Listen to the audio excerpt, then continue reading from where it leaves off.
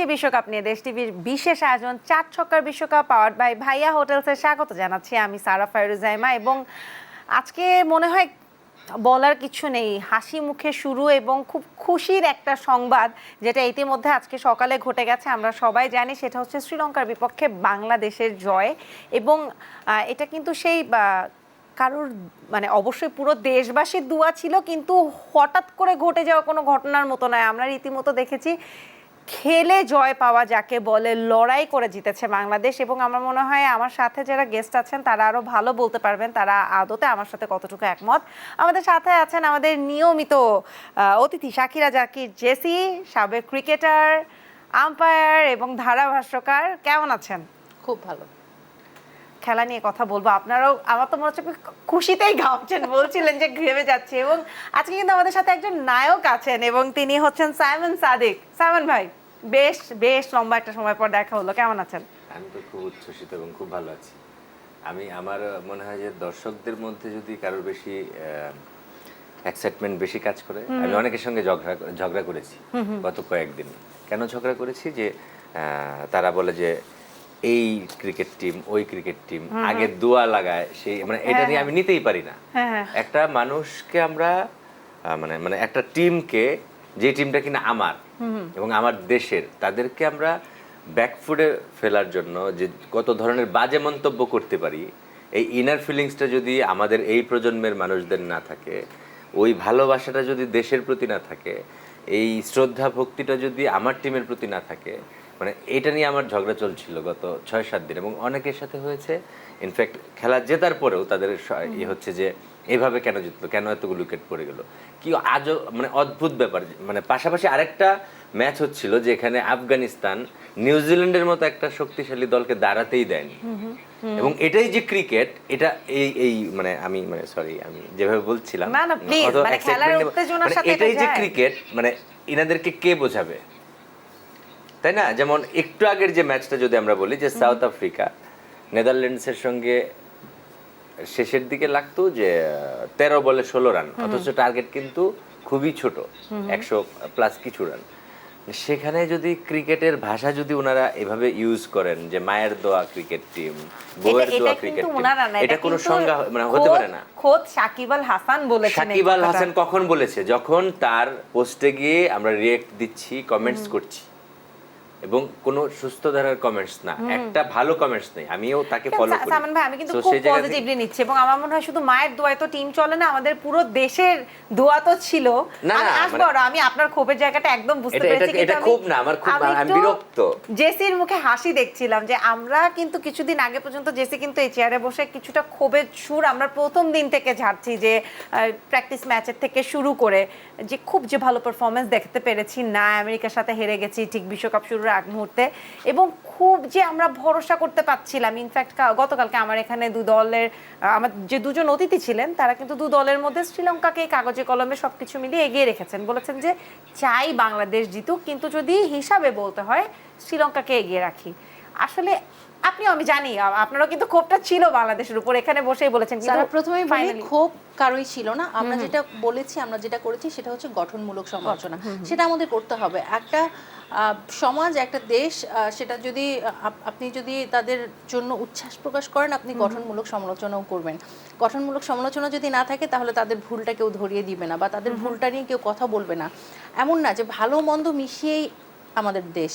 প্রত্যেকটা দেশের ভালো দিকও থাকে, খারাপ দিকও থাকে। খেলার সময় কেউ ভালো করবে, কেউ খারাপ করবে। আমরা উইকেট গেছে অনেকগুলো, ঠিক আছে, একটা ক্রিকেটে উইকেট যেতেই পারে। তবে কিছু আউট হওয়ার ধরনটা দেখে আপনার কাছে যদি মনে হয় যে এই আউটটা আসলে এই সময় দরকার ছিল কিনা, এই শটটা খেলা প্রয়োজন ছিল কিনা, সেটা তো আসলে গঠনমূলক সমালোচনা করতেই হবে। কারণ না হলে আসলে এই জিনিসগুলো শুধরাবে না। লিটনকে নিয়ে অনেক কথা হচ্ছিল। লিটন কিন্তু আজকে একটাও মানে আনঅর্থোডক্স শট খেলেনি, খুবই বেসিকে ক্রিকেট খেলেছেন। এবং এটা আমরা প্রথম দিন থেকেই বলছি যে এই ইউএসএর মাটিতে যে কোনো উইকেটে যদি খেলতে হয় তাহলে একেবারেই মানে সোজা ব্যাটে খেলতে হবে, সিঙ্গেল ডাবলসের খেলতে হবে, এবং আজকে সেটা লিটন করেছেন। রিভার্স সুইপ বা স্কুপ এই ধরনের শটগুলো অ্যাভয়েড করাই ভালো। সো লিটনকে আমরা দেখেছি যে যখন অফ ফর্মে ছিল, স্কুপ করতে গেছেন, রিভার্স সুইপ করতে গেছেন, আউট হয়ে গেছেন, ফর্মে ফেরার জন্য অনেক কিছুই করেছেন, বাট সেখান থেকে বেরিয়ে আজকে কি দারুণ ক্রিকেট খেলেছেন। ভালো খেললে আমরা ভালোকে ভালো বলবো, খারাপ খেললে আমরা খারাপটাকে খারাপ বলবো। আমরা ক্ষোভ প্রকাশ করবো না, ক্ষোভ প্রকাশ করার কিছু নেই তো আমাদের, খেলা তো খেলেছেন তারা, তাদেরকে গালি দেওয়ার অধিকার আমাদের নেই, তাদের উপর ক্ষোভ মানে প্রকাশ করার অধিকার আমাদের নেই। বাট আমরা বলতে পারি যে এই জিনিসটা ঠিকঠাক লাগেনি, এই জিনিসটা হয়তো বা করা উচিত হয়নি, নেক্সট ম্যাচে সেগুলো শুধরে নেবেন। দারুণ বলেছেন। আরো বলবো এই নিয়ে কথা, এটা এই ক্ষোভ বা এই কষ্টের যে আবারও জায়গাটা, ক্ষোভ, কষ্ট হ্যাঁ, of হতে course, পারে, না না ক্ষোভ না, এটা নয়। আপনার পার্সোনাল দিয়ে না, এটা আমি পুরো দেশের কথা যদি বলি, এই ক্ষোভটা কিন্তু ভালোবাসা থেকে আসে। এই ক্ষোভটা কিন্তু ওই রাগ বা জেদের বা এটা কিন্তু ওই জায়গাটা না, অভিমান বা ক্ষোভ এবং রেগে থাকা বা দুও দেওয়া দুটো কিন্তু আলাদা জিনিস। আমি সেখান থেকে বলেছি যে এক্সপেকটেশনের জায়গা, দেশের প্রতি দলের প্রতি ভালোবাসার জায়গা থেকে আসে। একটু স্কোর কার্ডটা আমরা দেখে নিয়ে আরো কথা বলবো এটা নিয়ে, যদি একটু জেসি একটু প্রথম যদি নিশাঙ্কা আজকে দারুণ খেলছিলেন, 28 বল থেকে 47 রান করেছেন এবং তিনি আউট না হলে বাংলাদেশের জন্য বিপদ হতে পারতো। ধনঞ্জয় ডি সিলভা যখন নেমেছেন তার স্ট্রাইক রেট স্লো আমরা জানি, এবং আমরা কমেন্ট্রিতে বলছিলাম যে তিনি যতক্ষণ থাকেন বাংলাদেশের জন্য ভালো, কারণ তিনি 100-র নিচে স্ট্রাইক রেটটা মেনটেন করেছেন। এবং পরবর্তীতে আসালাঙ্কাও খেলেছেন, তিনিও খুব বেশি স্ট্রাইক রেটটা ভালো করতে পারেননি। নিশাঙ্কা একটা মাত্র ভয় ছিল বাংলাদেশের জন্য, যতক্ষণ ছিলেন খুবই মারকুটে ব্যাটিং করেছেন, সাকিবের একটা দুটো ওভারে খুবই এক্সপেন্সিভ হয়ে গিয়েছিলেন, বাট সেখান থেকে আসলে বাংলাদেশ খুব ভালো কামব্যাক করেছেন। সেটা হচ্ছে মুস্তাফিজের বোলিং, রিশাদের বোলিং, বিশেষ করে মুস্তাফিজের বোলিংটা আমি বলবো। রিশাদ ভালো বোলিং করেছেন, 3টা উইকেট পেয়েছেন, বাট মুস্তাফিজ যেই সময়গুলোতে উইকেট পেয়েছেন, পাওয়ার প্লের শেষ ওভারটা এসে প্রথম বলে একটা উইকেট, তিনি তার সেকেন্ড ওভারে একটা উইকেট পেয়েছেন, তিনি তার থার্ড ওভারে একটা উইকেট পেয়েছেন, এবং দিন শেষে 3 ওভারে মানে 3টা উইকেট নিয়ে 17 রান, খুবই কম রান দিয়েছেন। এবং তাসকিনও খুব ভালো কামব্যাক করেছেন, রিশাদ তো অসাধারণ বোলিং করেছেন।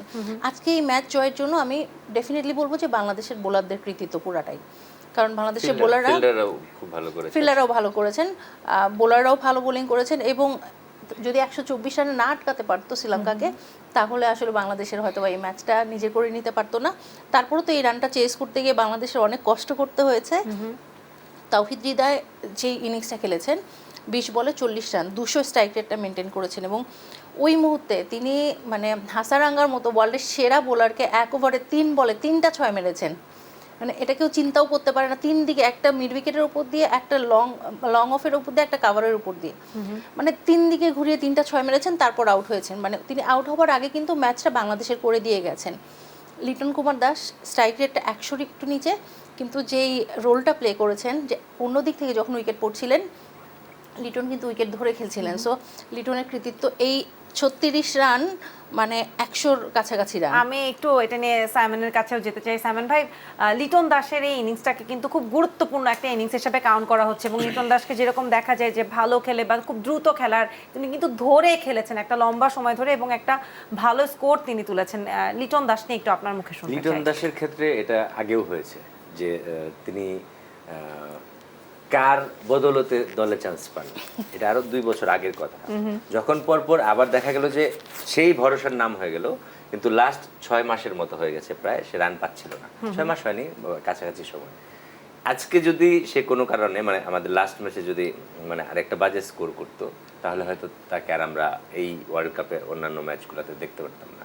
কিন্তু সে যে একটা ভালো প্লেয়ার, এবং আমাদের ওপেনার যারা এখন আছেন তাদের মধ্যে একটা নির্ভরযোগ্যতার নাম হচ্ছে লিটন দাস, সেই যোগ্যতার প্রমাণটাই তিনি আজকে রেখেছেন। যেখানে শান্ত চলে গেল, তারপর হচ্ছে সৌম্য সরকার প্রথমবারই আউট হয়ে গেল, সে ডিফেন্সিভ খেলেছে, একটা অ্যাগ্রেসিভ শট খেলেছে যেটা মানে নো ম্যানস ল্যান্ডে গিয়ে পড়লো সুইপ করতে গিয়ে।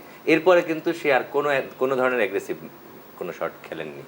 কেন খেলেননি? যে দলকে জেতানোর জন্য যেটা করার প্রয়োজন ছিল, তিনি আস্তে আস্তে সিঙ্গেলস অথবা একটা, তার টোটাল 4 হচ্ছে 2টা বা 3টা এরকম। সো সে খুব মানে দায়িত্বশীল ব্যাটিং করেছেন, যেটা আসলে আমরা আশা করছিলাম যে লিটন দাস কামব্যাক করুক এবং তার যে একটা ব্যাটিং স্টাইল সেটা আমরা দেখি। এবং আজকে তিনি ওইরকম স্ট্রোক খেলেননি, কিন্তু যেই নির্ভর হয়ে দায়িত্ব নিয়ে খেলেছেন, এতে মানে তিনি তার ব্যাটিং দক্ষতা দেখিয়েছেন। আর তাহিদ হৃদয়টা তো অসাধারণ, যেটা না হলে আজকে আসলে আমরা আসলে কঠিন হয়ে যেত। আর একটা সবথেকে ইম্পর্টেন্ট ব্যাপার, মাহমুদুল্লাহ রিয়াদের শেষের দিকে সেটা তো মিস্টার ফিনিশার, উনি তো আমাদের বয়সী লোক, তো দায়িত্ব নিয়ে না দেখেন, আমরা এর আগে কিন্তু একটা বিশ্বকাপে আমরা দেখছিলাম যে ঠিক ওই মুহূর্তে মুশফিকুর রহিম, মাহমুদুল্লাহ রিয়াদ ফুল টস বলে আউট হয়ে গেছেন। ঠিক ওই সময় থেকে এই সময়ের ম্যাচুরিটি কত বেড়ে গেছে, এই ম্যাচটা কিভাবে বের করে নিয়ে এসছেন। মাহমুদুল্লাহ রিয়াদ কিন্তু দায়িত্ব নিয়েছেন, ওই সময় ওই ফুল টস বলটায় যদি 6 না হতো তাহলে কিন্তু 1-2-3 রানে বাংলাদেশের ম্যাচটা ফেসে যেতে পারতো। একদম। এবং মাহমুদুল্লাহ খুব ক্যালকুলেটিভ ক্রিকেটটা খেলেছেন। তিনি জানেন যে অন্য প্রান্তে তাকে সাপোর্ট দেওয়ার মতো বোলাররা ছাড়া আর কিছু নেই, আর বোলাররা এক বলের কি বলবো প্রতি ওভারে উইকেট যাচ্ছে। হ্যাঁ, wicket যাচ্ছিল, এমনও হতে পারে হ্যাঁ। দুজন বোলারকে যদি স্ট্রাইক দেয় 2 বলে 2টো উইকেট যেতে পারে। সো ওই সময়টা নিজের উইকেটে থেকে খেলাটা খুব জরুরি ছিল, সেটা মাহমুদুল্লাহ রিয়াদ করেছেন। একটু সাকিব আল হাসানের পারফরমেন্স নিয়ে জেসি আপনার কাছ থেকে শুনতে চাই। যখন উনি ক্রিজে ব্যাট করছিলেন তখনও কিন্তু আমি শুনছিলাম কমেন্ট্রিতে বলছিল যে একদিকে হাসরাঙ্গা নাম্বার 1 ভার্সেস নাম্বার 2 খেলা হচ্ছে, কিন্তু সেখানে সাকিব কি কিছুটা আশাহত করেছে আজকের পারফরমেন্সে? আজকে সাকিবের প্রথমত বোলিংটা নিয়ে বলতে চাই, খুবই এক্সপেন্সিভ ছিলেন সাকিব। মানে এরকম খুব কম সময় দেখি যে সাকিব তার ব্যক্তিগত মানে চতুর্থ ওভারের কোটাটাও করতে পারেননি, 3টা ওভার করেছেন, তার থেকে একটা ওভার মাহমুদুল্লাহ রিয়াদ করেছেন। অনেক এক্সপেন্সিভ ছিলেন, তুলনামূলকভাবে 2 ওভারে অনেক বেশি রান দিয়েছেন, তৃতীয় ওভারটা মোটামুটি ভালো করেছেন। ব্যাটিংয়েও কেমন যেন সাকিবকে খুব একটা গুছানো দেখছি না। অন্য সময় হলে সাকিব এই ম্যাচটা তো সাকিবই জিতিয়ে নিয়ে আসতে পারতেন, সেখানে সাকিব আউট এক্সপেকটেশনটা হয়ে কিন্তু গেছেন। সেরকমই ছিল যখন সাকিব এবং মাহমুদুল্লাহর জুটিটা ছিল, এক্সপেকটেশন কিন্তু ওখান থেকে ম্যাচ বেরিয়ে যাওয়া ছিল, এবং সাকিবের উইকেট পড়াতে কিন্তু আমরা অনেকটাই একটা শঙ্কায় চলে গিয়েছিলাম, স্বস্তির জায়গাটা থেকে আমরা বেশ খানিকটা বেরিয়ে এসেছি সাকিবের উইকেটের পর থেকে। না অবশ্যই, যে সেটাই বলছিলাম যে সাকিব যখন এসছেন আমরা ধরে নিয়েছিলাম যে ম্যাচটা জিতে যাবে, এবং সেখান থেকে কিভাবে ম্যাচটা ঘুরে যাচ্ছিল, একটা সময় মনে হচ্ছিল হয়তো বা হেরে যাব।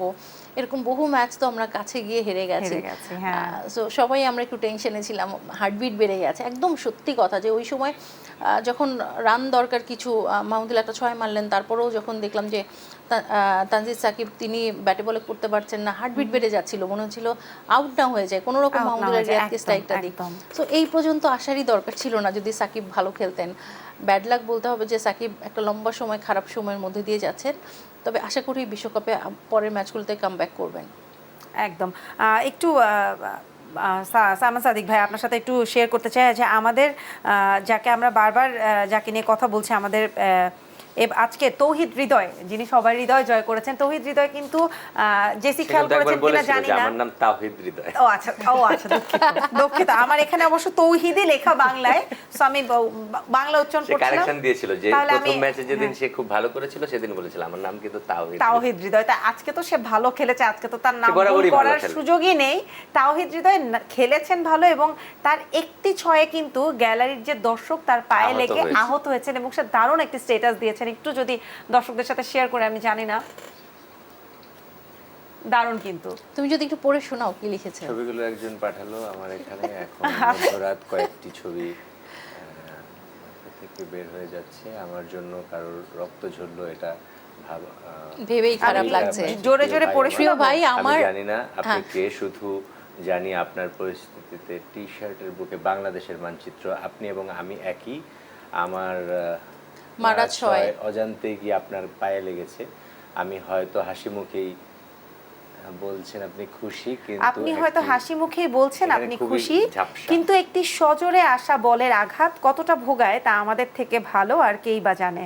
কখনো দেখা হলে আমাকে বুকে জড়িয়ে নিয়েন, মাথায় হাত বুলিয়ে দিয়েন, আপনার কষ্টে আপনার এই ছোট ভাইও ব্যথিত। আহা, দারুণ কিন্তু, মানে উনি যে এই ছবিগুলো পাওয়ার পরে এই রিয়াকশনটা দিয়েছে, এবং যিনি ব্যথা পেয়েছেন তার কিন্তু মুখের হাসিতেই বোঝা যায় যে বাংলাদেশের জয়ের সামনে এই ব্যথাটা আসলে কিছুই না।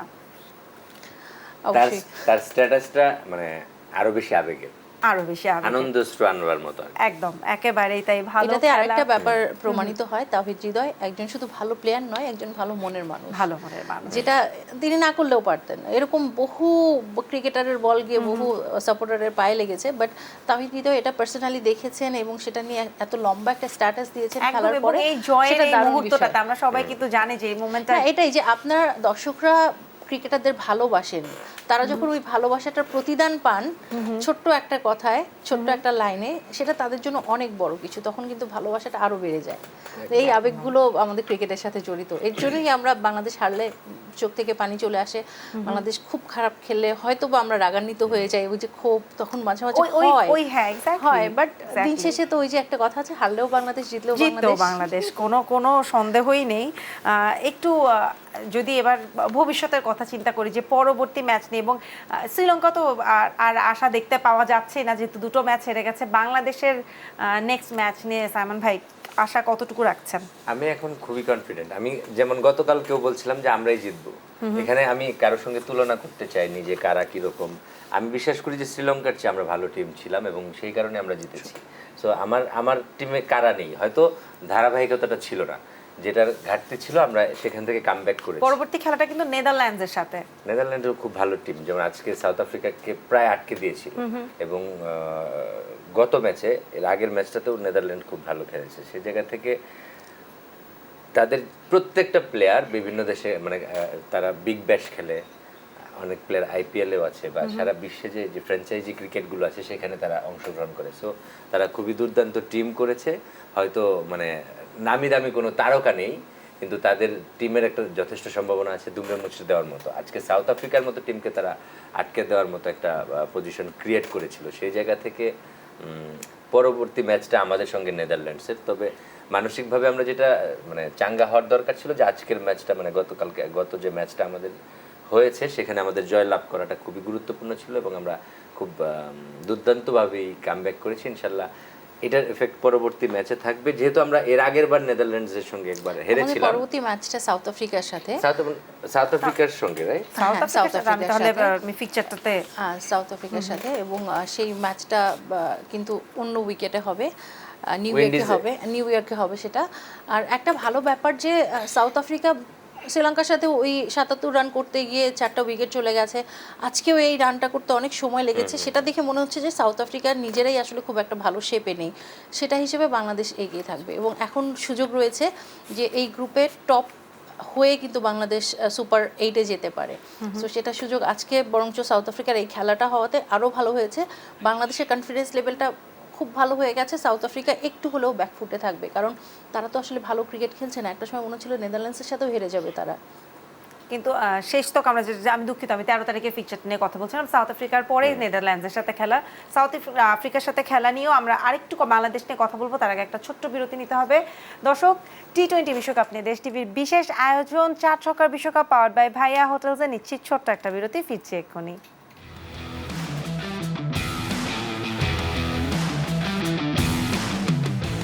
টি-20 বিশ্বকাপ নিয়ে দেশ টিভির বিশেষ আয়োজন 4 ছক্কার বিশ্বকাপ পাওয়ার্ড বাই ভাইয়া হোটেলসে স্বাগত জানাচ্ছি আমি সারা ফায়রুজাইমা। কথা হচ্ছিল তো বাংলাদেশের খেলা নিয়ে, যেই খুব আকাঙ্ক্ষিত প্রত্যাশিত জয় সেটি আমরা পেয়েছি। এখন পরবর্তী ম্যাচের হিসাব কিতাবে যাওয়ার আগে এই মাত্র যে খেলাটি শেষ হলো সাউথ আফ্রিকা বনাম নেদারল্যান্ডস, এটার উপরও কিন্তু আজকের এই ম্যাচটার উপর কিন্তু অনেকটাই নির্ভর করছে যে বাংলাদেশের নেক্সট ম্যাচে কি হতে পারে। আমরা নেক্সট ম্যাচটা যেহেতু সাউথ আফ্রিকার সাথে, এই খেলাটা কিন্তু আমাদের দলের জন্য বেশ গুরুত্বপূর্ণ ছিল। সামন ভাই, আমি তো বললাম না একটু আগে কথা হচ্ছিল আমরা যে একটু আগে এটা নিয়ে কথা বলে ফেললাম যে এই ম্যাচটা নিয়ে। না, যেহেতু আমি সাইমন ভাইয়ের কাছে গেলাম, যেহেতু আমি নেদারল্যান্ডস বলছিলাম তখন এই জন্য। না, সেটা হচ্ছে যে এখানে মিলার আছে তাদের, তারপর হচ্ছে কে আছে না আছে ওটা আমার ইস্যু না। ইস্যু হচ্ছে আমাদের ম্যাচ জিততে হবে। আমাদের যেই ল্যাকিংসটা ছিল আমরা ম্যাচে ব্যাক করতে পারছিলাম।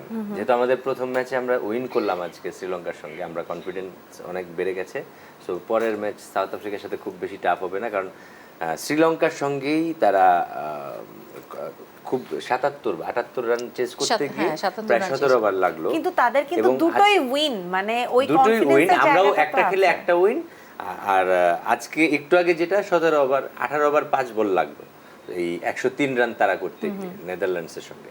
সো তারাও খুব চাপে আছে, কারণ আর সাউথ আফ্রিকা বরাবরই যখন ওয়ার্ল্ড কাপে আসে তারা কিন্তু খুব মানে ঝিমিয়ে যায়, সারা বছর খুব ভালো খেলে, খুব মানে ঝামেলা হয়ে যায়। তো সেই জায়গা থেকে আমাদের যেটা অর্জন, যে মানসিক স্ট্রেংথ বাড়ানো, সেটা আমরা পেয়ে গেছি। এখন নেক্সট ম্যাচে আসলে আমরা সাউথ আফ্রিকার চেয়ে মানসিকভাবে এগিয়ে থাকবো। যদিও তারা 2 ম্যাচ এগিয়ে আছে, আমরা পরের ম্যাচ জিতে টপ 8 যেটা সেটা কনফার্ম করতে চাই। আজকের এই ম্যাচটা একটু স্কোর কার্ডটা যদি দেখে নেই। আচ্ছা, ফার্স্ট ইনিংসে দেখতে পাচ্ছি নেদারল্যান্ডসের ব্যাটসম্যান সাইব্রান রান করেছেন 45 বলে 40, স্ট্রাইক রেট 88.88। টি-20 হিসাবে জেসি কি বলবেন এই স্ট্রাইক রেট নিয়ে, কতটুকু বলা যায়? কিছু করার নেই, লো স্কোরিং ম্যাচ ছিল, 103 রানের মধ্যে তিনি একাই 40 রান করেছেন, সেটা সব থেকে বড় ব্যাপার। স্ট্রাইক রেটটা 88.88, কিছু করার নেই এখানে। তারপরও তো দিন শেষে টপ স্কোরার তিনি নেদারল্যান্ডসে। এই মাঠে যে কখন কি হচ্ছে বলা যাচ্ছে না, মানে একমাত্র ইউএসএ খুব মানে কনফিডেন্টলি খেলছে, কনসিস্টেন্সি মেইনটেইন করতে না হয় পারছে। পাকিস্তানের যে বোলাররা ছিল, যে বোলিং লাইন আপ ছিল, সেখানে তারা পাত্তাই পায়নি। শুধু যখন দেখলো যে না আমরা জয়ের দ্বার প্রান্তে, মানে ইউএসএ টিম, তখন কিন্তু তারা পরপর 2টি উইকেট হারায় ফেললো, নাহলে কিন্তু তারা পুরো ম্যাচে পাকিস্তানকে দাঁড়াতেই দেয়নি, যেটা একদম সুপার ওভারে গিয়ে করতে পারছে। আর এছাড়া ইন্ডিয়াও কিন্তু খুব ভালোভাবে দাঁড়াতে পারেনি। সেদিনকার যে ম্যাচটা, প্রথম 4 রানের মাথায় রোহিত শর্মা একটা লাইফ পেল, বিশ্বের অন্যতম ব্যাটার, সে হচ্ছে বিরাট কোহলি, সে কিন্তু আউট হয়ে গেল। কারোর ব্যাটেই প্রপারলি বল যাচ্ছিল না, বোলারদের মানে যে নিয়ন্ত্রণ ছিল, ব্যাটারদের সেই নিয়ন্ত্রণটা ছিল না। সো এই উইকেটগুলোতে কার কখন কি অবস্থা কি হবে বলাটা খুবই ডিফিকাল্ট। কিন্তু এই একজন বোলারকে নিয়ে সাউথ আফ্রিকা না বললেই নয়, ওথনিয়েল 4 ওভারে 4টি উইকেট, রান দিয়েছেন 11, ইকোনমি 2.75। দারুণ ইকোনমিটা তো খুবই অসাধারণ, 2.75, স্বপ্নের মতো একটা ইকোনমি টি20-তে, আর 4টা উইকেট, অসাধারণ। এবং এটা কোনো বিষয় না, আমরা আমাদের মুস্তাফিজ সেদিন 10 ছয়টা রান উইকেট দিয়ে 6 নিয়েছে, উইকেট পেয়েছে। 6 উইকেট দিয়েছে। তাতে কি? আর এই আফগানিস্তানের মাঠে ইউএস এর ব্যাটাররা যতটা সফল আর কেউ নাই কিন্তু। তো আমরা তাদের সঙ্গে সেটা আমরা 10 উইকেটে হারিয়ে এসেছি, যারা কিনা পাকিস্তানকে হারিয়েছে সেদিন। বাংলাদেশকে এখন একটু ফ্লেক্স করার টাইম চলেই আসছে বাংলাদেশকে নিয়ে। কিন্তু আরেকটা ম্যাচ যেটা সাইমন ভাই একবার কথা এনেছিলেন, আজকে সকালে দুর্দান্ত আরেকটা ম্যাচ ছিল আফগানিস্তানের দিকে, কিন্তু সবাই তাকিয়েছিল। হয়তো বা বাংলাদেশের খেলা না থাকলে বাঙালিদের চোখ ওই ম্যাচটাতেও থাকতো, আফগানিস্তানের খেলা নিয়ে। জেসিকে দিয়ে শুরু করতে চাই। আমার চোখ 2 ম্যাচই ছিল। আমি যখন কমেন্ট্রি এজন্যই তোমাকে দিয়ে শুরু করা। ওয়ার্ল্ড ফিডে একদিকে বাংলাদেশের খেলা দেখাচ্ছিল, ঠিক পাশের স্ক্রিনটায় আফগানিস্তানের খেলা দেখাচ্ছিল, এবং সাথে সাথে আমরা যখন বাংলাদেশের ম্যাচে কমেন্ট্রি করছিলাম, সাথে সাথে আফগানিস্তানের খেলাও দেখছিলাম। কারণ যেই দারুণ ব্যাটিং করছিল গুরবাজ, একটা 6 মারছিল, একেবারে স্টেডিয়ামের ছাদে গিয়ে পড়েছে, সেটা মানে দেখার মতো। এই ধরনের খেলাই তো মানুষ টি20-তে চায়, এবং সেটা আফগানিস্তানি ব্যাটাররা কি দারুণ ব্যাটিং করছেন, ইব্রাহিম জাডরান এবং গুরবাজ তো প্রথম ম্যাচে 74 করেছেন, আজকের ম্যাচে 80+ একটা রান করেছেন, এবং সাথে সাথে ইব্রাহিম জাডরান, উনি প্রথম ম্যাচে 70+ রান করেছিলেন, বাট আজকে 40 করলেও সঙ্গটা খুব ভালো দিয়েছিলেন। এবং বোলার ফারুকির কথা আমি বলছিলাম, প্রথম ম্যাচে তিনি 5টা উইকেট পেয়েছেন, আজকেও 4-4টা উইকেট পেয়েছেন। এবং নিউজিল্যান্ডের জন্য মানে আজকের দিনটা দুঃস্বপ্ন একটা ছিল, দুঃস্বপ্নের মতো। কারণ নিউজিল্যান্ডকে আমি এভাবে কখনোই হারতে দেখিনি, এরকম অসহায়ের মতো আত্মসমর্পণ করতে আসলেই দেখিনি, তাও আবার আফগানিস্তানের সাথে। সাইমন ভাই কখনো দেখেছেন কিনা আমি জানি না, নিউজিল্যান্ড সবসময় স্ট্রং টিম, নিউজিল্যান্ড সবসময় স্ট্রং টিম, কিন্তু তাও আবার আফগানিস্তানের সাথে এটা আমি মানতে পারিনি কেন। আফগানিস্তান যদি সেমিফাইনাল খেলে, এটা খুব ন্যাচারাল হবে আমার কাছে এটাই বলছিলাম যে আমরা কিন্তু প্রথম ম্যাচে আফগানিস্তানের যে পারফরম্যান্স দেখেছি, একটা এক্সপেকটেশন ছিল, তারপর প্রথম ম্যাচের পারফরম্যান্স এবং দ্বিতীয় ম্যাচের এই পারফরম্যান্সের পর আফগানিস্তানকে নিয়ে আমাদের এক্সপেকটেশনটাকে আরেকটু হাই হয়ে যাচ্ছে কিনা। প্রথম ম্যাচ বলে না, তাদের প্রত্যেকটা প্লেয়ার, মানে এই যে কি বলে, সে আইপিএল থেকে শাহরুখ খানের টিমে ছিল, মানে কলকাতা নাইট রাইডার্সের ওপেনার ছিল। সো তার মধ্যে যে গতিটা ছিল, সেই গতিতে কিন্তু এখন খেলছে। আমাদের মুস্তাফিজ চেন্নাই থেকে আসার পর যে গতি ছিল, মানে তার যে ইনার ফিলিংস ছিল বোলিং এর, তার কিন্তু চেঞ্জ হয়ে গেছে, একটা ফর্মনেস ছিল, ওইটা নিয়ে কাজ করছে। সো ওনারা ইনফর্মে আছেন। সো এই ক্রিকেটাররা যখন ফর্মে থাকবেন, তাদের সামনে যে কোনো বলার বা ব্যাটার যেই হোক না কেন, সে পাত্তা পাবে না। যেটা হয়তো ওই যে কি বলে, আফগানিস্তানের টিমে রশিদ খান, গুলবাজ, তারপরে আরো কয়েকজন প্লেয়ার আছেন যারা রেগুলার ফ্র্যাঞ্চাইজি ক্রিকেট খেলেন, এবং তারা কিন্তু রিসেন্টলি সিপিএলও খেলেছেন ওয়েস্ট ইন্ডিজের মাটিতে। আর আফগানিস্তানের এই টিমটার মধ্যে 8টা প্লেয়ার আইপিএল খেলেছেন, সেখানে বাংলাদেশের মাত্র একজন সুযোগ পেয়েছেন। সো সেটা যদি হিসেব করি, আগে যেটা ধরা হতো যে এশিয়ান কান্ট্রির মধ্যে ভারতের পরে পাকিস্তানকে সবাই হিসেব করতো, বাট এখন কিন্তু সেটা নয়, ভারতের পরেই আফগানিস্তানের জায়গা টি20-তে বরাবরই মানে খুব ভালো দল হচ্ছে আফগানিস্তান। এবং এখন যদি সেমিফাইনালে যায় আফগানিস্তান কোনোভাবে, যেই দলটা তাদের সাথে সেমিফাইনালে মোকাবেলা করবে, তারা একটা ভয় থাকবে। সেটা ইংল্যান্ড হতে পারে, অস্ট্রেলিয়া হতে পারে, ভারত হতে পারে, যে কোনো দলই হতে পারে। এবার কিন্তু মানে যতটাই ভালো হোক, যে দলগুলোকে নিয়ে প্রত্যাশা একটু কম ছিল বা এতটা আশা ছিল না, আলোচনায় ছিলেন না, সেই দলগুলো কিন্তু এবার দারুণভাবে উঠে যাচ্ছে। এবং এই মুহূর্তেও কিন্তু একটা দুর্দান্ত ম্যাচ চলছে, অস্ট্রেলিয়া এবং ইংল্যান্ডের খেলা চলছে। ইংল্যান্ড কিন্তু ইতিমধ্যে একটু আশঙ্কায় রয়েছে, এবং যদি স্কোর একটু বলি, অস্ট্রেলিয়া কিন্তু ইতিমধ্যে দুর্দান্ত একটা স্কোর করেছে, 17 ওভার 1 বল চলছে, এবং অস্ট্রেলিয়ার স্কোর ইতিমধ্যে 174, 5 উইকেটে। ওয়াও, এখন পর্যন্ত মনে হয় এই বিশ্বকাপে সব থেকে বেশি রানের ম্যাচ আমরা দেখতে পারি, কারণ আরো প্রায় 2 ওভার 5 বলের খেলা বাকি রয়েছে। 200 হতে পারে। হ্যাঁ, 200 হতে পারে, সেটার একটা সম্ভাবনা রয়েছে। তবে কিছুক্ষণ আগে তুমি যেটা বলছিলে যে মানে ছোট তুলনামূলকভাবে ছোট দলগুলোর কাছে, যাদের কাছে আমরা খুব বেশি এক্সপেক্ট করিনি, তারাই ভালো খেলছে, তারাই বড় দলগুলোকে হারিয়ে দিচ্ছে। এটার কারণ যেটা, যে ক্রিকেট অনেক এগিয়ে যাচ্ছে। মানে শুধু আগে তো ক্রিকেট কয়েকটা দেশের মধ্যে সীমাবদ্ধ ছিল, এখন ইউএসের মতো দলও ক্রিকেট খেলছে, উগান্ডা, পিএনজির মতো দলও ক্রিকেট খেলছেন এবং তারা ভালো খেলছেন। ক্রিকেটটা কিন্তু অনেক এগিয়ে গেছে, সেটাই প্রমাণ হয়েছে। মানে যেভাবে পাকিস্তান হেরে গেল, আগে যেমন ইন্ডিয়া পাকিস্তান একটা পরাশক্তির নাম ছিল, তাদের সাথে যে কোনো দলের জিততে ডিফিকাল্টিস হতো, এখন সেটা না। এখন প্রত্যেকটা দলই মনে হয় যে বিশ্বকাপে যারা এসছে, যে কোনো দলই যে কোনো কাউকে হারানোর ক্ষমতা রাখে। সেটা তো আফগানিস্তান প্রথমেই প্রমাণ করে দিল, যুক্তরাষ্ট্র প্রমাণ করে দিয়েছে, কানাডা জিতে গেছে, মানে আর কত প্রমাণ করার বাকি। একদমই তাই, মানে 20টি দল, এটি জেসি অবশ্য শুরু থেকেই খুব বলছিলেন যে 20টি দল এসেছে তাদের কাউকে আসলে ছোট দল বলার কোনো সুযোগ নেই, কেননা তারা এই পুরো স্ট্রাগলটা করে এসেছেন। আরেকটু যদি এখানে ইংল্যান্ডের, আমরা কিন্তু প্রত্যেকটা এই বিশ্বকাপে একটা জিনিস আমরা দেখতেই পাচ্ছি, এই উইকেটগুলোতে টসে জিতলে ফিল্ডিংটাই আগে সিলেক্ট করে নেওয়া হচ্ছে, এবং ইংল্যান্ডের ক্ষেত্রেও কিন্তু ইংল্যান্ড আজকে সেটিই করে নিয়েছেন। কিন্তু গত ম্যাচের এই যে খেলতে, আজকে কি ইউএসএ হচ্ছে নাকি উইন্ডিজে হচ্ছে খেলা? আজকে খেলা হচ্ছে ব্রিজটাউনে। আচ্ছা, তো এই ফরম্যাটের বাইরের পিচ ওখানে, যে কারণে রান হচ্ছে। আসলে এটা বলা এখন পর্যন্ত এই স্কোরের আগ পর্যন্ত হাই স্কোরিং ম্যাচ কিন্তু ডালাসে হয়েছে, যেটা আমেরিকা ভার্সেস কানাডা ছিল। সো এটা বোঝাটা একটু মুশকিল। তবে হ্যাঁ, নিউ ইয়র্কের পিচে এখন পর্যন্ত খুব ভালো রান আমরা পাইনি। আমি সেটার কথাই বলছিলাম, এই মাঠগুলোতে রানটা একটু বেশি হচ্ছে। তবে এইখানে একদম নতুন দল হিসেবে বিশ্বকাপ খেলছে ইউএসএ, স্বাগতিক তারাও যদি মানে সুপার 8-এ যায়, সেটা মানে হাসির কোনো বিষয় হবে না, কারণ এই মাঠটা তারা খুব ভালো চেনে এবং তাদের কন্ডিশনে তাদের মতো করে পিচটা বানানো হয়েছে। যদি পরের ম্যাচ জিতে যায় বা আরো দুটো ম্যাচ জিতে যায়, তারা কিন্তু সুপার 8 না, ওরা কিন্তু সুপার 8 অলরেডি অলমোস্ট কনফার্ম করে ফেলেছেন, কারণ এই গ্রুপটায় ভারত পাকিস্তান সবথেকে স্ট্রং দুটো দল ছিল, তারপরেই কিন্তু যুক্তরাষ্ট্র আয়ারল্যান্ড ছিল, এবং সেখানে অলরেডি যুক্তরাষ্ট্র দুটো ম্যাচ জিতে গেছে। হ্যাঁ, এবং আয়ারল্যান্ড কিন্তু কানাডার সাথে হেরে গেছে, তারা ঘটাচ্ছে না, এটা স্বাভাবিক প্রক্রিয়াই চলছে। সবথেকে মজার কথা, আয়ারল্যান্ড কিন্তু কানাডার সাথে হেরে গেছে আজকে। সো এটা একটা ইন্টারেস্টিং ব্যাপার যে যুক্তরাষ্ট্র অলরেডি দ্বিতীয় নম্বরের জন্য লড়াই আছে, সেখানে হয়তো বা পাকিস্তানের সুযোগটা নেই, যেহেতু পাকিস্তান হেরে গেছে। ভারতকে হারানো খুব একটা সহজ হবে না যুক্তরাষ্ট্রের, বাট ভারত আসলেই তুলনামূলকভাবে শক্তিশালী দল, বাট দ্বিতীয় দল হিসেবে এই গ্রুপ থেকে কিন্তু যুক্তরাষ্ট্র মোটামুটি কনফার্ম করেছেন। কারণ পাকিস্তানের এখন যদি দ্বিতীয় রাউন্ডে যেতে হয় সুপার 8-এ, হ্যাঁ, প্রত্যেকটা ম্যাচ জিততে হবে, ভারতকে হারাতে হবে, রান রেটটা ভালো করতে হবে, কারণ প্রথম ম্যাচে কিন্তু ইউএসএ খুব ভালো রান রেট মেনটেন করেছেন। সো ওই রান রেটটাও একটা ইস্যু হয়ে যাবে। এখন একে তো জয়, তারপর রান রেটের ব্যাপারটা মাথায় রাখতে হবে, সব কিছু মাথায় নিয়ে কিন্তু তাদের ক্রিকেটটা খেলতে হবে। একদমই তাই। ভারত পাকিস্তানের খেলা নিয়েও কথা আসবে। আসলে আজকে এত আগে কথায় না যাই, আমরা একটা বিরতি নিতে চাই, বিরতি থেকে ফিরে আবারও কথা বলবো আগামীকালকের ম্যাচগুলো নিয়ে। দর্শক, টি-20 বিশ্বকাপ নিয়ে দেশ টিভির বিশেষ আয়োজন 4 ছক্কার বিশ্বকাপ পাওয়ার্ড বাই ভাইয়া হোটেলসে নিচ্ছি আরও একটা বিরতি, ফিরছি এক্ষুনি।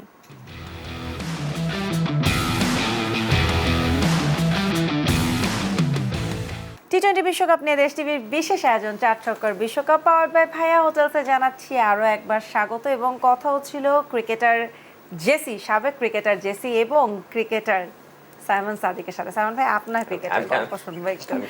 সবাই যে আন্তর্জাতিক লেভেলে ক্রিকেট খেলে, বাংলাদেশে কিন্তু প্রতিটা ঘরে ঘরে ক্রিকেটার আছে, এমন কেউ নাই যে গলিতে ক্রিকেট। সেলিব্রিটি ক্রিকেট লিগের হিরো, একদম সেলিব্রিটি ক্রিকেট লিগের সাকিব আল হাসান যে ব্যাটিং করেছেন। ওখানে আপনারা তো ফাইনালটা দিলেন না, ফাইনাল দিলে আমি ম্যান অফ দ্য টুর্নামেন্ট। তবে একটা মজার ব্যাপার আছে, কিন্তু একটা ম্যাচে সাইমন ভাইয়ের বলটা একটু ওয়েস্ট সাইডে এসছে এবং ওটা ক্যাচ হয়েছে, এবং ওটা আমি নো বল দেইনি, এর জন্য সাইমন ভাই আউট হয়ে গেছেন। কিন্তু একবারও বেচারা এসে বলেন দাওনি, মানে কি নো বল ছিল, দাওনি ঘটনা কি? এটা আসলে খুবই কমপ্লিকেটেড। হ্যাঁ, এটা হয়ে গেছে, কারণ হচ্ছে ওই জায়গাটায় সাদা বলে খেলা হচ্ছিল, এবং সামনাসামনি যে আমার চোখ যেখানে, সেই দেয়ালটার কালারও সাদা। একটা সময়, হ্যাঁ, জার্সিটাও সাদা ছিল। একটা সময় যখন বলটা ওয়েস্ট সাইডে আসে, তখন কিন্তু সব সাদা একসাথে বলটা হারিয়ে যায়। সো ওই জায়গাটা মিস হয়ে গেছে, এবং সাইমন ভাই আনলাকি লাকিলি মানে ওই বলটা আউট হয়ে গেছে। তবে আমি ভাই একবারই একবারও out কিছু হয়েছি, বলে এর আগে out একবারই আউট হয়েছে, তাও আবার ভুল কলে। এবং বাহ, সাইমন ভাই এটা খুব কিন্তু দারুণ একটা ভাবে বিশাল বলেছে। প্রাপ্তি যে হ্যাঁ বা আম্পায়ার আম্পায়ার পাশে স্বীকার বসে করেছে। স্বীকার করছে যে ভুল কলে না, আউট তিনি- না, হয়েছে। আমি তো ওখানেই ওখানেই বলে স্বীকার দিয়েছি, করেছেন, মানে বলেছিল আমাদের যেটা এমনও আমাদের না যে ভুল আমাদের ছিল। ভুল হতে পারে না, আমাদের ভুল অবশ্যই, হলে আমরা সাথে অবশ্যই। সাথে বলে দিই। এবং সাইমন ভাই খুব পজিটিভলি ব্যাপারটা নিয়েছেন, আর দারুণ। না হলে তো Aggressive হয়ে তো আম্পায়ার লাভ আর নেই। প্লেয়ারদের মারামারি লেগে যেত আরো আগে। থাক, আর আমরা এই মারামারিতে যেতে চাই না, আমরা একটু আগামীকালের ম্যাচের মারামারিতে যেতে চাই। মাঠের লড়াই ওয়েস্ট ইন্ডিজ বনাম উগান্ডা। ওয়েস্ট ইন্ডিজকে কিন্তু এর আগের খেলায় বেশ স্ট্রাগল করতে হয়েছিল, কেন যেন সেই ফরম্যাটটা পাওয়া যাচ্ছে না সেখানে উগান্ডার সাথে খেলা। জেসি কি বলবেন? উগান্ডা কিন্তু একটা জয় পেয়েছে একদম পিএনজির সাথে, এবং সাথে উগান্ডার প্রথম বিশ্বকাপ, উগান্ডার যে মানে পুরো উগান্ডা দেশের মধ্যে মানে একটা তৃতীয় ইভেন্ট হিসেবে কোনো বিশ্বকাপ খেলতে এসেছেন, এবং সেখানে এসে তাদের দ্বিতীয় ম্যাচে জয় পেয়েছেন। উগান্ডার জন্য অনেক বড় একটা ব্যাপার, এবং তারা খুব দারুণভাবে সেটা সেলিব্রেট করেছেন। সেটা যদি হিসাব করি ভালো ক্রিকেট খেলছেন। এবং প্রথম ম্যাচটা ওয়েস্ট ইন্ডিজ যখন পিএনজির সাথে খেলেছেন, পিএনজিকে খুব ভালোভাবে নেগোশিয়েট করতে পারেননি, কিন্তু লো স্কোরিং ম্যাচ ছিল, এবং সেটাই নেগোশিয়েট করতে গিয়ে ওয়েস্ট ইন্ডিজের ব্যাটারদের প্রবলেম হয়ে যাচ্ছে। সো হু নোজ যে যেখানে উগান্ডা জিতে গেছে পিএনজির সাথে, এই ম্যাচটা ডিফিকাল্ট হলেও হতে পারে। কারণ এখন তো আসলে কোনো কিছু বলা যাচ্ছে না, ছোট দল বড় দল, নামের ভারে ওয়েস্ট ইন্ডিজকে এগিয়ে রাখবো সেই সময় হয়তো বা এখন নেই। একদম সবাই বিশ্বকাপ খেলতে এসছে, এটা হচ্ছে বিষয়। তারা পরীক্ষা দিয়ে এসছে যে আমরা এখানে এবং qualify উগান্ডার করব। আর একটা ব্যাপার, যেটা উগান্ডা যখন বিশ্বকাপে কোয়ালিফাই করেছে তখন জিম্বাবুয়ের মতো দলকে হারিয়ে, জিম্বাবুয়ে বাদ পড়ে গেছে যারা এত বছর ধরে ক্রিকেট খেলছে, তাদেরকে হারিয়ে উগান্ডা এসে, তার মানে তাদের মধ্যে সেই ক্যাপাবিলিটি আছে। কিন্তু কিছু কোথাও না কোথাও কি আবারও সেই পিচের রমজানি বিষয়টা চলে আসছে যে কোন স্বাভাবিক। পিচে খেলা হয়েছে বা পিচের ডিফারেন্সের কারণে হয়তো বা ওয়েস্ট ইন্ডিজকে আমরা আবারও একটু ভালো ফর্মে দেখতে পাবো। না, সেটা হতে পারে। অ্যান্ড্রু রাসেলকে আমরা দেখছি, অ্যান্ড্রু রাসেল তো মানে যেটা বলছিলাম যে কলকাতার হয়ে রিসেন্টলি আইপিএলটা জিতে আসলো, দারুণ একটা শেপে রয়েছেন, ব্যাটিংয়ের থেকে ভালো শেপে রয়েছেন বোলিংয়ে, ব্যাটিংও দারুণ করছেন। কারণ পিএনজির সাথে যখন ম্যাচটা একদম ফেসে গিয়েছেন ওই সময় একটা কুইক রান করেছেন তিনি, এবং প্রচুর ম্যাচ খেলেছেন অ্যান্ড্রু রাসেল। তুলনামূলকভাবে আমরা রমজানির সাথে কম্প্যারিজনটা দেখছিলাম, রমজানি 41টা ম্যাচ খেলেছেন এবং অ্যান্ড্রু রাসেল 76টা ম্যাচ খেলেছেন।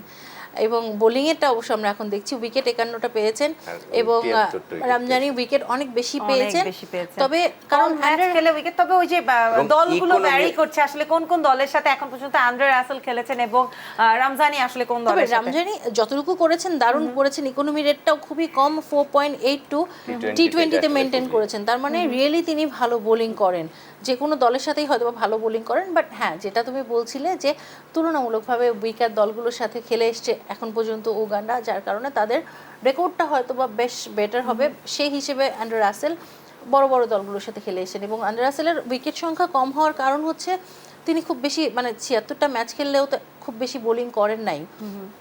কারণ তিনি যেই জায়গায় আসেন না, গড় সবসময়, হ্যাঁ 33 গড় 33, মানে তিনি যেই সময়টা আসেন সেই সময় খুব বেশি হয়তোবা প্রয়োজন হয় না, হয়তোবা 1-2 ওভার বোলিং করেন, শেষ হয়ে যায় এই সময়টা। বাট যখনই আসেন খুব ইম্পর্টেন্ট উইকেট তুলে নেন। আসলে এবারের এই বিশ্বকাপে কিন্তু খুব বেশি পেছনের সমীকরণ দেখে আমরা কোনো দলকে এগিয়ে রাখতে পারছি না, বাট বিশ্বকাপের সমীকরণে যদি দেখি সেক্ষেত্রে কিন্তু কোনো না কোনোভাবে মনে হয় যে মনোবলের দিক থেকে উগান্ডা কিছুটা এগিয়ে থাকবে ওয়েস্ট ইন্ডিজের দিক থেকে। ওদের তো হারাবার কিছু নাই, আর তারা সাবেক চ্যাম্পিয়ন, তো মানে আমরা সেই উগান্ডার জায়গাটা সাথে থেকেই। আমরা বলি না যে ভুল করবে উগান্ডা পাঠিয়ে দেবো, মানে বিষয়টা এরকম এখন হবে। এখন আর এই সুযোগ নেই, এই এখন সুযোগ আর উগান্ডা এখন পাঠিয়ে নেই। দিলে ভালো ক্রিকেট খেলে আসবে, এখন বরঞ্চ সে খুশি হয়ে যাবে উগান্ডা যাওয়ার কথা শুনলে। আর যদি দ্বিতীয় ম্যাচে চলে যাই, সেটা হচ্ছে High voltage। ভারত বনাম পাকিস্তান, একেবারে হাই ভোল্টেজ একটা ম্যাচ, যেটা বলছিলেন সাইমন ভাই। এই ম্যাচে একটা টিকেটের মূল্য 12 লক্ষ টাকা। যে ভিভিআইপি যে গ্যালারি আছে সেখানে কয়েকজন বসে খেলা দেখবেন আর চা কফি খাবেন, সেটার একটা মূল্য আইসিসি নির্ধারণ করেছে যে 12 লক্ষ টাকা। এবং এই ম্যাচকে ঘিরে আইএস এর মানে হামলার একটা উক্তি তারা করেছেন, হুমকি আছে, এখানে হ্যাঁ। হুমকি আছে। সো এই ম্যাচ অনেকভাবে গুরুত্বপূর্ণ, এবং এই ম্যাচে যদি পাকিস্তান হেরে যায় মানে তাহলে টুর্নামেন্ট থেকে ছিটকে যাবে। আরেকটা হচ্ছে যে ভারত তারা পরবর্তী রাউন্ডে যুক্তরাষ্ট্রকে সাথে নিয়ে চলে যাবে। সো এই ম্যাচ অনেক গুরুত্বপূর্ণ। আমি আমার ধারণা যে যারা স্নায়ু চাপটা নিতে পারবে তারা এই ম্যাচটা উইন করবে, আর সেই ক্ষেত্রে পাকিস্তান ডেফিনেটলি পেছনে থাকবে, ভারত স্নায়ু চ্যাপ্টার নেবে। আমি হয়তো আরো 15-20 বছর আগে হলে বলতাম যে না, আগে পাকিস্তান জিততো। কিন্তু গত এখন 15 কিন্তু বছরের পাকিস্তানের উপরে এই সমীকরণ ভরসা আলাদা। কোনোভাবেই রাখা যাচ্ছে রাখা না, যাচ্ছে কোনোভাবেই রাখা যাচ্ছে না, স্পেশালি লাস্ট দিন পারফরমেন্সের পর। তবে স্যার আরেকটা ব্যাপার আছে যে ভারত পাকিস্তান যখনই মুখোমুখি হয় বিশ্বকাপের মতো আসরে, তখন কিন্তু আসলে কোনো কিছু বলা যায় না। মানে পাকিস্তান হঠাৎ করে কোথা থেকে এসে যেন ভালো ক্রিকেট খেলে। ভারত তো সচরাচরই খেলে, বাট পাকিস্তানের ভালো ক্রিকেট খেলাটা কখনো খুব ভালো খেলছে, কখনো খুব খারাপ খেলছে। তো ভারতের সাথে এসেই মনে হয় সব থেকে ভালো পারফর্মটা করে। সো এই ম্যাচটা সব থেকে জমজমাট হতে চলেছে। এখন তো অস্ট্রেলিয়া ইংল্যান্ডের ম্যাচ চলছে, তার থেকেও জমজমাট পুরো বিশ্বের জন্য ভারত পাকিস্তান। কালকে একটা জায়গাও খালি থাকবে না গ্যালারিতে, না, যত সেটা তো সুযোগই নেই। কোনো এখানে সম্ভাবনাই যদি নেই। মোহাম্মদ রিজওয়ানের পাশে যাদবের জায়গায় রোহিত শর্মা বা কোহলির থাকতো, তাহলে কম্পেয়ারটা সুন্দরভাবে করা যেত। বাট রিসেন্ট এসে কিন্তু সূর্যকুমার যাদব খুব দারুণ ব্যাটিং করছেন। আপনি যদি স্ট্রাইক রেটটা দেখেন সাইমন ভাই 171, মানে অনেক, 171 huge। মেনটেন করে তিনি একটা জায়গায় ব্যাটিং করছেন এবং 117 তার সর্বোচ্চ। সেখানে স্ট্রাইক রেটে অনেক বেশি পিছিয়ে রয়েছেন মোহাম্মদ রিজওয়ান। যদিও অনেক বেশি ম্যাচ খেলেছেন রিজওয়ান সূর্যকুমার যাদবের জন্য তার থেকে, কারণ সূর্যকুমার যাদবের মতো অনেক প্লেয়ার ভারতে রয়েছে, সেখানে কে রাহুলের মতো ব্যাটারকে রেখে আসতে হয়েছে ভারত Exactly, এটা কিন্তু দলে। প্রথম থেকেই বারবার আসছে যে যেখানে আমরা হয়তোবা আমাদের টিমের জন্য অপশন খুঁজছি যে কাকে ছেড়ে কাকে, সেখানে ভারতে আসলে অপশনের অভাব নেই, অপশন বাদ দিতে হচ্ছে। হার্দিক পান্ডিয়া এবং শাহিন শাহ আফ্রিদি, লাস্ট ম্যাচে কিন্তু শাহিন শাহ আফ্রিদির পারফরমেন্সও একেবারেই আশানুরূপ ছিল না। একটু যদি দুজনের হেড টু হেডটা দেখে নিই, 93 এবং 76, নিঃসন্দেহে হার্দিক পান্ডিয়ার এখানে কিন্তু বেশ ভালোভাবেই এগিয়ে রাখবেন কি যদি ইকোনমিতে শাহিন শাহ আফ্রিদি এগিয়ে আছে এখানে, শাহিন শাহ আফ্রিদি সব না, দিক আমি থেকে এগিয়ে আছে। এখন ওই যেটা বলছিলাম শুরুতেই যে আসলে পেছনের দিকটা খুব বেশি এই বিশ্বকাপে দেখা যাচ্ছে না। এই বিশ্বকাপে শাহিন শাহ আফ্রিদি এবং হার্দিক পান্ডিয়ার হার্দিক গত পান্ডিয়া লাস্ট ম্যাচে ম্যাচে 3 উইকেট পেয়েছিল, রানও কম দিয়েছিল, সেই দিক থেকে শাহিন শাহ আফ্রিদি উইকেট পায়নি, কিছু রান করেছিল 20 এবং রানে। বেশ খরুচে বলারই হ্যাঁ। ছিলেন। হ্যাঁ, সো সেই জায়গা থেকে অলরাউন্ডিং পারফরমেন্স যখনই মানে শ্বশুরকে পেয়ে গেলেন, সে হার্ড হিটার হয়ে যাচ্ছে। শাহিদ আফ্রিদিকে মেয়েকে যখন বিয়ে করলো, সেখান থেকে সে হার্ড হিটার ব্যাটার হয়ে গেছে। হ্যাঁ, ব্যাটার তার হয়ে আগে গেছে বোলারই ছিলেন। এবং বোলারই ছিলেন। এখন এই সিরিজে সে আবার লাস্ট ম্যাচে সে 20টা রানও করেছিল। সেই জায়গা থেকে এই দুজনের কম্পারিজন যদি আমরা কম্পেয়ার করতে চাই, তো শাহিন শাহ আফ্রিদি এগিয়ে থাকবেন নেক্সট ম্যাচে। মানে শাহিন শাহ আফ্রিদি আমরা যদি বেসিক্যালি এখানে বলি যে বুমরা অ্যাজ আ করবে বোলার, ভালো bowling টা। হ্যাঁ অ্যাজ আ বোলার যদি টপ বোলারকে, সেটা পাকিস্তানের শাহিন শাহ আফ্রিদি হতে পারে, মোহাম্মদ আমির হতে পারে, মোহাম্মদ আমির বাট এখানে হার্দিক পান্ডিয়া ডেফিনেটলি এক নম্বর তারপরে বোলার ওই না। যে বললাম যে এই বিশ্বকাপের যদি ধরি লাস্ট ম্যাচ ধরে দুজনের একজনকেও কিন্তু খুব ভালো তালিকায় আমরা রাখতে পাচ্ছি না। না অবশ্যই, না, মানে এখন পান্ডিয়া ভালো তালিকায় না আছে। শাহিন শাহ এই আফ্রিদি last কিংবা match। মোহাম্মদ আমিরের কথা যদি বলছি, ও। পাকিস্তানের ইন্ডিয়া তো ফর্মে আছেই। মোহাম্মদ আমির কি করলো, পুরো ম্যাচটা ভালো খেললো, সুপার ওভারে গিয়ে সে নার্ভাস হয়ে গেল, ওয়াইড দিল 2টা এবং সাথে একদম সাথে 3টা ওয়াইড 19 রানের সুপার target। ওভারে 3টা এই তো ওয়াইড এবং লাস্ট 3টা ওয়াইডে এবং 3 রান। 3 রান, সেখানেই পাকিস্তান হেরে শুধু গিয়েছে। বোলিং খারাপ করেছেন তা না, ফিল্ডাররাও তো খুব ভালো ফিল্ডিং করতে পারেন ফিল্ডাররা এই মনে হলো সময়। যে মানে মানে সেই হিসেবে হঠাৎ করেই যুক্তরাষ্ট্রের খেলতে বোলার কি দারুণ বোলিং করেছেন। আমি অনেকটা মুস্তাফিজের সাথে মিল পাই তার, এবং সাথে সাথে ফিল্ডিং কি দারুণ ক্যাচ ধরেছেন তারা এই সুপার ওভারেই। তো সবকিছু মিলিয়ে আসলে একটা টিমের জয় পরাজয় নির্ধারিত হয় বোলাররা কেমন করছে, সাথে সাথে ফিল্ডাররা। আমার যেটা হচ্ছে যে যুক্তরাষ্ট্রের প্রত্যেকটা প্লেয়ার এক এক জায়গা থেকে আনা, মানে ক্রিম গুলা নিয়েছে যে আমি যাকে নেব, যে এখানে হয় না অনেক সময় ভালো প্লেয়াররা দলে ভালো ঢুকতে পারছে সাইমন না, ভাই কোরি তাদেরকে অ্যান্ডারসনের আমরা মতো নিলাম। প্লেয়ার সেখানে সেখানে মানে বসে পারফর্ম থাকে, করছেই না, মানে করছেই না, কোনো তাকে তাকে কিছু ব্যাটার দরকারই হিসেবে না। ধরাই হ্যাঁ, হচ্ছে না, মানে অথচ তাকে কাউন্টই করা হচ্ছে না। মারাত্মক প্লেয়ার কিন্তু অ্যান্ডারসন no খুবই doubt। Hard hitter batter. সে জায়গা থেকে ভালো প্লেয়ারগুলো নিয়ে ইউএসএ টিম সাজিয়েছে, তারা সেমিফাইনাল খেলবে এবং তাদের এরকম সবথেকে স্বপ্ন ওদের। প্লাস পয়েন্ট যে নাম করা শুধু মোনাক প্যাটেলকে সবাই চিনতো, যেহেতু ভারতীয় আন্ডার-19 দলে খেলেছেন।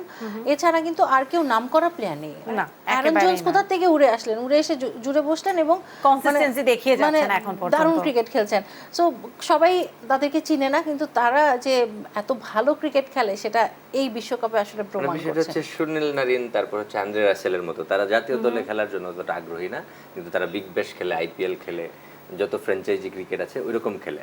তারা আবার এই দলগুলো নিয়ে ইউএসএ নিয়ে একটা নাগরিকত্ব নিল এবং ইউএসএ হয়ে তারা ক্রিকেট খেলছে এবং তারা মানে পুরো নিজেকে উজাড় করে খেলছে, উজাড় করে খেলছে। এবং Enjoy দিন করছে শেষে cricket। কিন্তু ওই যে পার্টিকুলার প্লেয়ার ধরে হিসাব না করে দলগত পারফরমেন্সটা একদম, বলতেই হবে এবং আসলে। সেখানে কিন্তু আমি যদি বলি যে বাংলাদেশেরও এক্স ন্যাশনাল ক্রিকেটার অনেকেই আছে ইউএসএ, অনেক দিন ধরে ট্রাই করছেন ইউএসএ দলে, কিন্তু আনফর্চুনেটলি এত ভালো প্লেয়ার সেখানে রয়েছে, বাংলাদেশি কোনো প্লেয়ার কিন্তু সেখানে সুযোগ পাচ্ছেন না। আপনি নাসিরের কথা বলেন, সাব্বির রহমান বলেন, আপনি আবুল হাসান রাজু থেকে শুরু করে অনেক প্লেয়ার সেখানে রয়েছেন এবং তারা ইউএসএতে ক্রিকেট খেলেছিলেন এই একটা আশায় যদি ন্যাশনাল টিমে আসতে পারেন, বাট তারা কিন্তু সেখানে গিয়েও সুযোগ পাননি। তাহলে তাদের কোয়ালিটি দেখেন যে কত ভালো ভালো প্লেয়ার আছেন তাদের কাছে। একদমই আমাদের আমি জানি হাই ভোল্টেজ ম্যাচের পরে আসলে পরবর্তী ম্যাচ দেখার আগ্রহ বা কথা বলার আগ্রহ অনেকটাই কমে যাবে, কিন্তু তারপরে প্রতিটা ম্যাচই গুরুত্বপূর্ণ। ওমান এবং স্কটল্যান্ডের ম্যাচ রাতে একদম আগামীকালের শেষ ম্যাচ রাত 11টার সময়। থেকে স্কটল্যান্ড এক্সপিরিয়েন্স আছে তাদের, অনেক অনেক আগে থেকে ক্রিকেট খেলে। ওমান ওই জায়গা থেকে মোটামুটি নতুন দল, অবশ্যই। এবং এটা নিয়ে আগ্রহ আসলে নাই আমার। প্রথম ম্যাচটায় তো ভালো খেলেছিল ইংল্যান্ডের সাথে, উইদাউট এনি লস 90 রান করেছিলেন 10 ওভারে, সেটা দারুণ একটা শুরু ছিল। এবং ওই ম্যাচটা যদি শেষ পর্যন্ত হতো, মানে ইংল্যান্ডকে এমন হতে পারে যে হ্যাঁ হারিয়ে দিতে পারতো। সো স্কটল্যান্ড দারুণ শুরুটা করেছে, মানে অসাধারণ শুরু করেছে এবং একটা পয়েন্ট নিয়ে তো এগিয়ে রয়েছে। আপনি ইংল্যান্ডের সাথে হয় জিততো, জিতলে 2 পয়েন্ট পেতো, না হলে হারতো, হারলে কোনো পয়েন্ট কোনো পয়েন্ট পেতো না। এবং ইংল্যান্ডকে বেশ চাপে রাখতে পেরেছিল, যতটুকুই খেলেছে তাদের সূচনাটা কিন্তু খুব দারুণ ছিল। একটা পয়েন্ট যেহেতু পেয়ে গেছে একটা সবথেকে বড় দলের সাথে, সেটা একটা প্লাস পয়েন্ট তাদের জন্য। এক্স্যাক্টলি। ইংল্যান্ডের আজকের ম্যাচটার উপরও আরো অনেক কিছু ডিপেন্ড করবে। এবং একটু জানিয়ে রাখতে চাই স্কোর কার্ডটা 201 রান অলরেডি হয়ে গেছে এবং খেলা কিন্তু শেষ। 19 ওভার 6 বল দেখাচ্ছে, তার মানে 20 ওভার শেষ হয়ে গেছে 7 উইকেট রেখে। এখন ইংল্যান্ডের জন্য কিন্তু এটা কি মনে হয় যে এটা আসলে ইংল্যান্ডের জন্য কতটুকু নার্ভাসনেসের ব্যাপার হতে পারে, বা ইংল্যান্ড কতটুকু চেজ করতে পারবে অস্ট্রেলিয়াকে? সবথেকে বড় ব্যাপার, ইংল্যান্ড অস্ট্রেলিয়ারা কখন নার্ভাস হয় না, হয় খেলে জিতবে না হয় হারবে, নার্ভাস হওয়ার কিছু নেই। মানে তারা ট্রাই করবে এবং আপনি একটু অবাক হব না যদি এই রানটা চেস করে ইংল্যান্ড জিতে যায়, কারণ উইকেট কন্ডিশন ভালো বলছে। উইকেট কন্ডিশন যদি এত ভালো না হতো তাহলে 200 রান কোনোভাবেই হতো না। আর ইংল্যান্ডে কিন্তু খুব ভালো ভালো বোলার রয়েছেন, লেগ স্পিনার রয়েছেন, অফ স্পিনার রয়েছেন, পেস বোলার রয়েছেন, তাদেরকে বিট করে 201 রান যেহেতু করেছেন, তার মানে উইকেট কন্ডিশন খুবই ভালো। সো এটা যদি ইংল্যান্ড তাদের বেস্ট ক্রিকেটটা খেলতে পারে, চেস করা সম্ভব, অবাক হওয়ার কিছু নেই। উইকেট কন্ডিশনটা দারুণ দেখা যাচ্ছে। সাইমন কাকে এগিয়ে রাখবেন ইংল্যান্ড অস্ট্রেলিয়া ম্যাচে? যারাই জিতুক আমার কিছু যায় আসে না। এটা দারুণ ছিল। তারপর যেহেতু ক্রিকেট ভক্ত ম্যাচ, সেই জায়গা থেকে ইংল্যান্ড জিতুক, আমি ইংল্যান্ডকে এগিয়ে রাখবো। আমি চাই তারা থাকুক, কারণ ইংল্যান্ড বাদ পড়ে গেলে আমার খারাপ লাগবে। উত্তরটা হয়তো জানা, তারপর যেহেতু কালকের হাই ভোল্টেজ ম্যাচ নিয়ে কথা আসছে, ইন্ডিয়া পাকিস্তান কে জিতলে খুশি হবেন? ইন্ডিয়া জিতলে আমি খুশি হবো। একটা সময় ছিল যে পাকিস্তান জিতলে খুশি হতাম, এখন হই না। স্যার আমারটা বলছি, আগে তোমারটা বলো, কে জিতলে তুমি খুশি হবে?